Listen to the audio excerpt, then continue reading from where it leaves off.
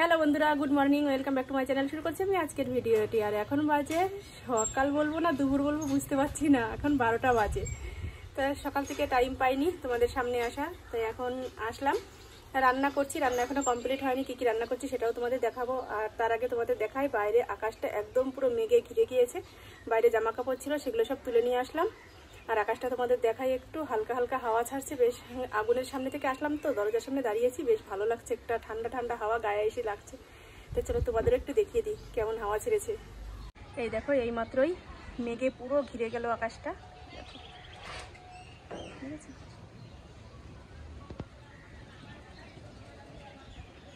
রান্না কিছুটা করেছি আর এখনো কিছুটা বাকি রয়েছে, উনুনে হচ্ছে রান্না।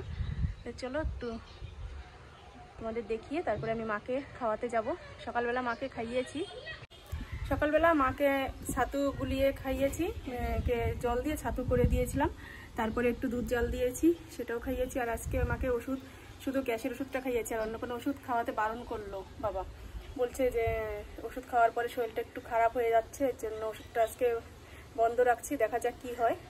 আর ডাক্তারবাবুর সাথে কথা বলতে হবে যে এরকম প্রবলেমগুলো কেন হচ্ছে। ওষুধ তো সে ভালোর জন্য দিয়েছে, কিন্তু হয়তো কোনো রকম কোনো অসুবিধা হচ্ছে, ওষুধের পাওয়ার বেশি হয়ে যাচ্ছে, অনেকগুলো ওষুধ খেতে হয়। তো চলো মাকে খাওয়াবো। কী কী রান্না করছি চলো সেটাও তোমাদের একটু দেখিয়ে দিই। এদিকে রান্না চলছে কচুরলতি। মা কচুরলতি খেতে চেয়েছিল, তার জন্য কচুরলতি রান্না করছি। সিলভার কাপ মাছ দিয়ে এখানে মাছের মাথা দিয়েছি, লেজা, পেটের পিস সবই দিয়েছি, যেটা খেতে চাই সেটাই দেবো খেতে। আর ভাত তো হয়ে গেছে, দেখো এই যে ভাত নামিয়ে রেখেছি। আর এদিকে নামিয়েছি কী কী সেটাও তোমাদের একটু দেখাই। এই যে ঝিঙে আলু দিয়ে মাছের ঝোল করেছি, এটা নামিয়ে রাখলাম। আর এখানে করে নিয়েছি এই যে টক শাক। টক শাক মা এখন একটু টক টক জিনিস, মানে একটু শাক ঠাক জাতীয় জিনিস খেতে পছন্দ করছে, মানে খেতে চাইছে, এই জন্য টক শাক রান্না করেছি। আর এখানে যে ভাত বেড়ে নিয়েছি হাঁড়ির থেকে, এই ভাতগুলো ওই ঘরে নিয়ে যাব। আর এখানে দুধ জাল দিয়েছিলাম, সেই দুধটা রয়েছে। তো চলো কচুরলতিটা হয়ে গেছে প্রায়, এখন নামাবো, নামিয়ে মাকে খাওয়াতে যাব। মায়ের জন্য এই যে ভাত নিয়ে আসলাম, কচুরলতি দিয়েই প্রথমে মাখাচ্ছি, এটা দিয়েই খাইয়ে দেবো। আর সাথে একটু টক শাক নিয়েছি, মাছের ঝোল তো খেতে পারবে না, মাছ আনলাম, মাছ তো খেতে চায় না, তবুও দেখি যদি খায় তো ভালো, একটু খাইয়ে দেবো। আর এই যে মা শুয়ে রয়েছে, মার শরীর আজকে খুবই খারাপ, দেখো চোখ টোক ফুলে কি হয়ে গেছে, মানে মুখটা পুরো ফুলে গেছে, এমনকি হাতের পাতাগুলোও ফুলে গেছে। মেলো মা হাতটা, পুরো একদম মানে গোল গোল হয়ে গেছে হাত, এতটা তো ওনার হাত ফোলা না, একদম সাদা হয়ে যাচ্ছে, ঠিক আছে, মুখটা পুরো সাদা হয়ে গেছে। বুঝতে পারছি না কি হয়েছে, ডাক্তারবাবুর সাথে আবার কথা বলতে হবে, তোমাদের তো বললাম সেটা, ভাইকে জানালাম, ও এসে দেখে গেল সকালবেলা। তো চলো একটু খাইয়ে দিই মাকে। কচুরলতি কাটতে অনেকটা টাইম লাগে, এর জন্য একটু লেট হয়ে গেল আজকে, কারণ এইসব জিনিস তো একা হাতে করে রান্না করতে গেলে টাইম লাগে বেশি।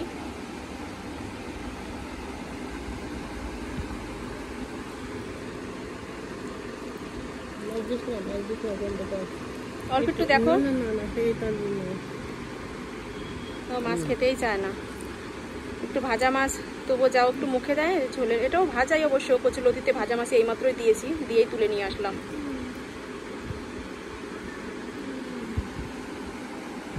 আর একটু খাও।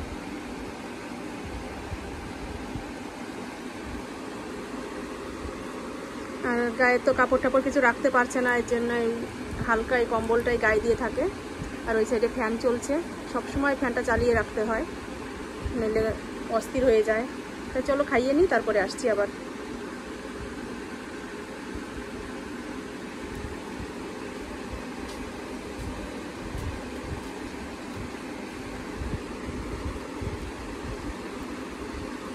মাকে খাইয়ে এসে অনেকগুলো কাজ করলাম। মায়ের ঘরের কয়েকটা কম্বল ছিল, সেগুলো সব ধুলাম। মায়ের গায়ের উপরে যেটা দেওয়া ছিল সেটা ধুয়েছি, একটা বেডশিট ধুয়েছি, আরও মানে বিছানায় পাতা থাকতো সেই সব কম্বলগুলো সব ধুয়েছি। তারপরে নিজের ঘরের বাসনপত্র সেসব ধুলাম, তারপর স্নান করলাম, স্নান করে খাওয়া দাওয়া করে নিয়েছি। এখন আর একটা কাজ মাথায় এসেছে, সেটা হচ্ছে এখন যেহেতু ভাদ্র মাস রয়েছে এখনও, সে ভাদ্র মাসে কাপড় চোপড় সব রোদ দিতে হয়, মানে নতুন কাপড় চোপড়ে ভাত ধরে রোদ লাগাতে হয়, এখন সেটাই করব। আমি এখন এই শোকেসের ভিতরে আমার যেসব শাড়িগুলো সব রয়েছে, এই যে দেখা যাচ্ছে আয়নার ভিতরে, এখন এটা খুলবো, খুলের মধ্যে যেসব নতুন শাড়িগুলো রয়েছে সব বের করব, বের করে রোদ্রে দেবো। আর আমি বাইরে একটা চট পেতে নিয়েছি, দাঁড়াও তোমাদের দেখাই। এই যে চট পেতে নিয়েছি, এই চটটার মধ্যে এখন শাড়িগুলো সব বের করে রোদ দেবো। আর কি সুন্দর রোদ উঠেছে, তোমরা বুঝতে পারছো? ঠিক আছে, একদম ঝলমল করছে। ভাদ্রে রোদ মানে একদম মানে খাখা রোদ যেটাকে বলে, সেই রোদ উঠেছে। তো চলো আমি শাড়িগুলো সব বের করি, বের করে তারপরে একটু ভাদ্রে রোদ লাগাই শাড়ির গায়ে। শোকেস থেকে শাড়ি বের করে নিয়ে আসলাম, আর এই যে রোদ দিয়ে নিচ্ছি। প্রতি বছরই রোদ দেই, তবে কেন দেই জানি না, সবাই দেয়। ভাদ্র মাসে রোদ দিলে শুনেছি আগে আমার মা কাকিরা রোদ দিত, উঠোনে বের করে প্রচুর জামা কাপড় রোদ দিত, আর বলতো যে রোদ দিলে কোনো পোকামাকড় ধরে না। কিন্তু আমি কোনো যুক্তি পাই না। আমরা তো যেহেতু সব সময় ইউজ করি, প্রতিদিনই বের করা হয়, প্রতিদিনই হাত লাগানো হয়, সেখানে পোকামাকড় আসবে কি করে? আগেকার দিনে তো ট্রাঙ্কের মধ্যে রেখে দিত, সেই পুজোর সময় বছরে একবার নতুন জামা কাপড় পরতো, আর কোথাও বেড়াতে গেলে তখন পরতো। আর এখন যেহেতু রেগুলার আমাদের ব্যবহার করতে হয়, ভিডিও করার জন্য পরতে হয়, এদিক সেদিক যাই তখন ব্যবহার করি, এর জন্য পোকামাকড় ধরার কোনো চান্সই নেই। দিয়ে দিয়েছি, এখন একটু রোদ লাগুক গায়ে, তারপরে আবার ভাঁজ করে তুলে রাখবো। আমি পুরো ভাঁজটা খুললাম না, কেননা পুরোটা খুললে আবার ফিরে ভাঁজ করতে গেলে অনেক টাইম লাগবে, তো এইভাবেই একটু রোদ দিচ্ছি। যাই হোক, রোদ তো ভালোই লাগছে, তো কিছুটা টাইম থাকুক, তারপরে আমি এক এক করে আবার গুছিয়ে শোকেসে তুলে নেব। অনেকটা টাইম শাড়িতে রোদ লাগিয়ে আবার চলে আসলাম শাড়িগুলো ভাঁজ করে তুলে নিতে, কারণ এতগুলো শাড়ি এক এক করে ভাঁজ করে আলমারিতে গোছাতে কিন্তু অনেকটা টাইম লাগবে। তাই আমি বসে পড়লাম, এখন সব ছোট ছোট করে ভাঁজ করে নেব। কেননা এইভাবে ভাঁজ না করলে না, এতগুলো শাড়ি আমি শোকেসে যখন রাখি, দেখো একবার আলমারি বলছি একবার শোকেস বলছি, যাই হোক তোমরা একটু মানিয়ে নিও। শোকেসের মধ্যে যখন তুলে রাখি তখন মানে অনেকটা জায়গা খেপে যায়। আর যখন নাকি আমি শাড়ি বের করি, তখন একটা শাড়ি টান দিতে গেলে না আর একটা শাড়ি বেরিয়ে আসে, খুব প্রবলেমের মধ্যে পড়ে যাই তখন। তাই ভাবছি আজকে একটু অন্যভাবে শাড়িগুলো গুছিয়ে রাখবো। এর জন্য আমি দেখো পেঁচিয়ে পেঁচিয়ে ছোটো করে নিচ্ছি। আর এইভাবে রাখলে না, শাড়ি টান দিয়ে বের করলেও সেই যেটা বের করবো শুধু সেটাই আসবে, আর অন্য শাড়িগুলো আসবে না। তাই এইভাবে শাড়ি ভাঁজ করা আমি আমার একটা বৌদির কাছে দেখেছি, তখন আর অতটা বুঝতে পারিনি, তবে ভালো লাগছিল তার শাড়ি ভাঁজ করাগুলো দেখে। কিন্তু তাকে কোনোদিনও বলিও না, সেও আমাকে বলেনি কোনোদিনও যে ঠাকুরজি তুমি ওইভাবে ভাঁজ করবে। যাই হোক, আজকে মনে পড়ে গেল, কাউকে দেখেই তো কেউ শেখে কাজ করা। তাই সেদিন আমি দেখেছিলাম, আজকে আমার মাথায় আসলো ওই বৌদি যেভাবে ভাঁজ করেছিল, আমি তো সেইভাবে যদি রাখি তাহলে আমার এতগুলো শাড়ি বেশ অল্প জায়গার মধ্যেই রাখতে পারবো। তাই সব শাড়িগুলো আমি এখন এই যে গুছিয়ে নিচ্ছি, তোমরা দেখতে থাকো ভিডিওটা। এরপরে আরও অনেক কাজ করতে হবে, কেননা শোকেসে গোছানোর থেকে আরও বাদবাকি অনেক কিছু কাজ রয়েছে ঘরে। কেননা কিছুদিন আমি ঘরের না যাবতীয় কাজগুলো মানে জড়ো করে ফেলেছি, করার টাইম পাচ্ছি না। তা আজকে যেহেতু হাত দিয়েছি, শোকেসটা খুললাম, তাই বাদবাকি যে কাজগুলো ঘরে আছে সেগুলোও একবারে করে নেব। আর আজকে একটু টাইমও পাচ্ছি বেশ, কেননা সব কাজকর্ম সেরে নিয়েছি, রান্না খাওয়া দাওয়া সব কিছুই কমপ্লিট হয়ে গেছে। এখন ঘরে যেহেতু শুধু বসেই রয়েছি, তাই ভাবলাম যে ঘরের কাজগুলো আজকে সেরে নিই। এর মধ্যে আমার অনেক আগের পুরনো শাড়িও রয়েছে, আবার মানে নতুন শাড়িও রয়েছে। পুরনো বলতে মানে অনেক পুরনো, যেসব আমারকে বিয়েতে পাওয়া, বৌভাতে পাওয়া যেসব শাড়ি, সেসব শাড়িও রয়েছে। তবু আমি কিন্তু কোনো শাড়িই ফেলি না, আমি সব শাড়িই পরি। দেখবা যে শর্ট ভিডিও করলে আমি পুরনো মডেলের শাড়িগুলোও পরি। তা চলে আসলাম সব শাড়ি ভাঁজ করে নিয়ে, এখন আমি এই যে শোকেসের মধ্যে রেখে দিচ্ছি। দেখো একদম চিকন চিকন করে নিয়েছি। আর এইভাবে শাড়িগুলো রাখলে না, শাড়ি দেখো বের করতে একটু অসুবিধা হবে না। তোমরাও যদি চাও তাহলে তোমরাও এইভাবে শাড়িগুলো রাখবে, তোমাদের শাড়ি ভাঁজ করে দেখবে খুব সুবিধা। তা আমি এই যে একটু দেখিয়ে দিচ্ছি। আর উপরে যে জায়গা রয়েছে ফাঁকা, ওই জায়গাগুলোতেও আরও শাড়ি রয়েছে, সেগুলোও রাখবো। তখন যে কটা ভাঁজ করেছি সে কটাই তোমাদের দেখালাম। আর এখন এই যে চলে এসেছি আমি বিছানাটা পাল্টিয়ে নিতে। বেডশিটটাও কিছুদিন যাবৎ নোংরা হয়ে রয়েছে, তাই ভাবলাম যে আজকে যেহেতু হাত দিয়েছি ঘরের কাজে, যাই হোক সব কাজগুলো একটু একটু করে নেই। তাই আমি পুরনো বেডশিটটা তুলে নিয়ে, এটাও পুরনো তবু একটু কাঁচা ধোয়া, এর জন্য এটা এই যে পেতে নিচ্ছি। আর বালিশের কাবার টাবারগুলো সব কিছুই খুলে নিয়েছি, এগুলো সব কালকে কেচে দেবো। দেখো এদিকে জড়ো করে রাখছি। তা বিছানার চাদরটা পেতে তারপরে আবার নিচে নামবো, নিচে নেমে তারপরে অন্য কাজগুলো করব।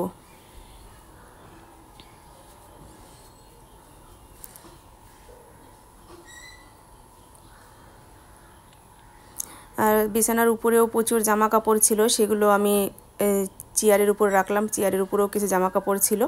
এবার এই যে এক এক করে আমি সব জামা কাপড়গুলো ভাঁজ করে নিচ্ছি। প্রতিদিনই ভাঁজ করা হয়, তারপরেও কেন জানি না এত জড়ো হয়ে যায়, বুঝতে পারি না কী করে হয়ে যায়। যখন ভাঁজ করি তখন ভাবি কি যে এই যে পরিষ্কার করে ভাঁজ করলাম, ঠিক এইভাবেই রাখবো সবসময়, কিন্তু সেটা আর হয়ে ওঠে না। তাড়াহুড়ো করে যখন যে কাজে হাত দেই, তখন এই জামা কাপড় টান দিতে গেলেই তখন জড়ো হয়ে যায়। তো যাই হোক, এগুলো তো প্রতিদিনের কাজ, এগুলো করতেই হবে। আলনাটায় যে গুছিয়ে নিলাম, এবার ঘরে প্রচণ্ড নোংরা হয়ে গিয়েছিল, এর জন্য ঘরটাও একটু ঝাড় দিয়ে নিচ্ছি। এখন কিন্তু সন্ধ্যার সময়, কিছু করার নেই। শুনেছি আমি সন্ধ্যার সময় ঘর ঝাড় দিতে নেই, তবুও আমি ঝাড় দিচ্ছি।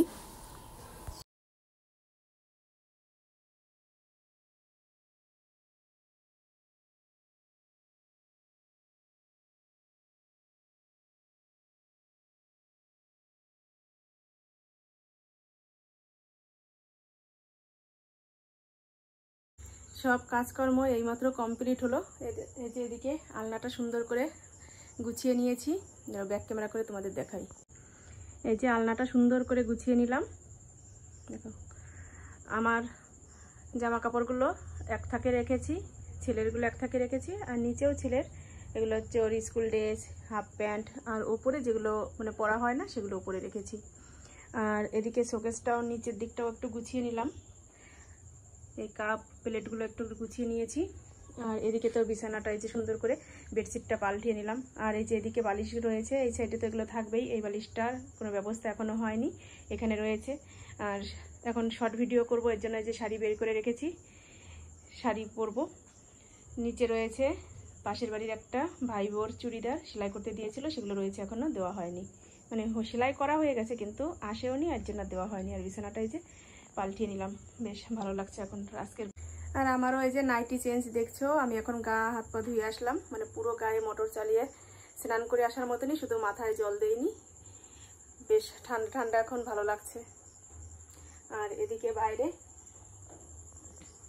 এই যে দুপুরবেলা যেই বেডশিট ধুয়েছিলাম সেগুলো এই যে রয়েছে, বাইরে নেড়ে দিয়েছি, মানে বারান্দায় নাড়া রয়েছে। তাই চলো এখন একটু আমি চা করব, চা খেয়ে ঠে তারপরে আবার রেডি হব। তো একটু চা করে নিয়ে আসি, অনেকক্ষণ ধরে কাজ করছি, ক্লান্ত হয়ে গেছে। আর এখন কটা বাজে জানো? 9:45 বাজে। এখন 9:45টার সময় কাজ কমপ্লিট হলো এবং গা ধুয়ে পুরো ফ্রেশ হয়ে আসলাম। তো চলো চা করে নিয়ে তারপরে আবার দেখা হচ্ছে। দেখো, ভাবলাম দুধ দিয়ে একটু দুধ চা করবো, আর দুধটা বসিয়েছি, ছানা কেটে গেছে, ঠিক আছে। এখন আবার এটাকে সেঁকতে হবে। এই বাইরেই ছিল তো, যদি ফ্রিজে রাখতাম তাহলে হয়তো এটা হতো না, কি আর করা যাবে, আমার কপালে নেই দুধ চা খাওয়া। আবার এই যে লিকার চা করবো বলে জল বসিয়েছি তেজপাতা দিয়ে। তো চলো এটার একটা ব্যবস্থা করি। চা বানিয়ে নিয়ে চলে আসলাম, দেখো একদম কাপ ভরপুর ভরপুর করে চা বানিয়েছি। ছেলের আর আমার দুজনের জন্য বানালাম।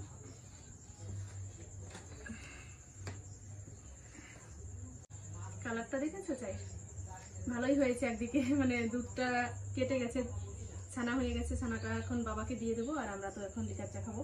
নইলে এত সুন্দর কালারের একটা চা নইলে কিন্তু পেতাম না। দেখেছে কি ভালো লাগছে কালারটা দেখে।